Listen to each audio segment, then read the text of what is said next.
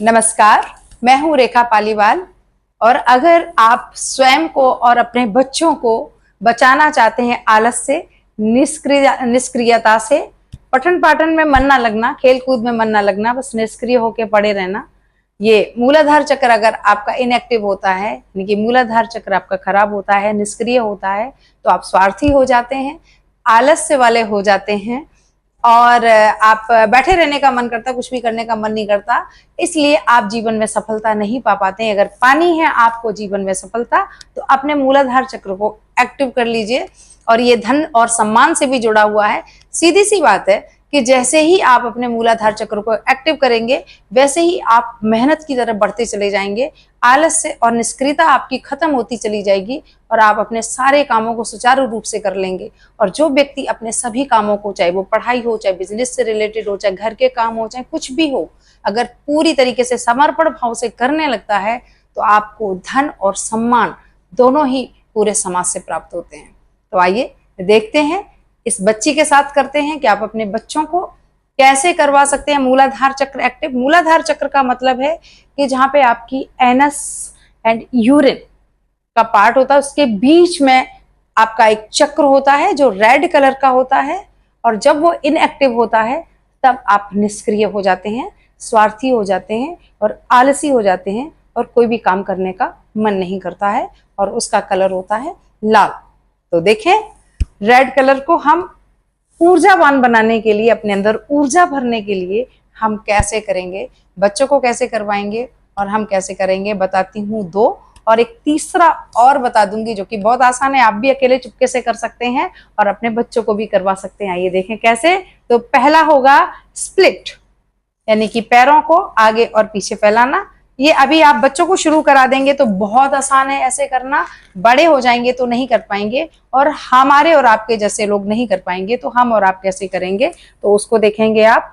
ये है मूलाधार चक्र और चेहरा ऐसे सामने देखेंगे, ऐसे बैठना है बिल्कुल। ये पैर इस कंधे के और ये पैर इस कंधे के बराबर में होगा। इसका सेकंड, अब दूसरी तरफ चलेंगे, कपोत आसन, जिसे हम और आप जैसे लोग भी कर सकते हैं। पैर को मोड़ेंगे।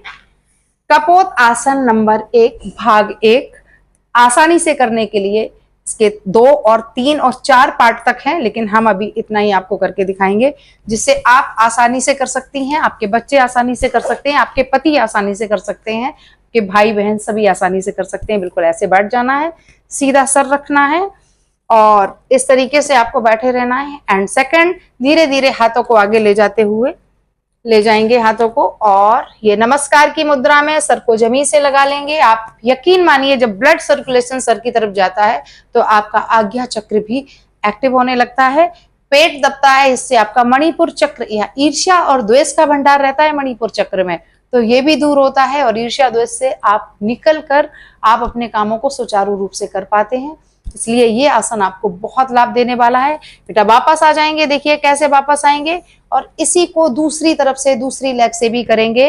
वापस उस पैर को फैला दो बेटा, आप दोनों पैरों को आगे करें और मुड़ जाएं और सिर को इधर करें, अपने सिर को इधर करिए, और ये हो गया सीधा पैर, ये पैर ऐसे, और दोनों हाथों को करके बैठ जाएंगे इसमें इस तरीके से।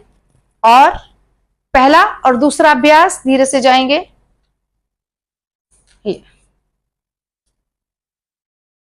ऐसे कुछ देर रहेंगे, 5-5 सेकंड, 5 से 10 सेकंड, आप आधा मिनट तक बैठे रह सकते हैं। ऐसे भी आप जितना संभव हो उतना कर सकते हैं, जितना संभव हो अपने सुविधा के अनुसार।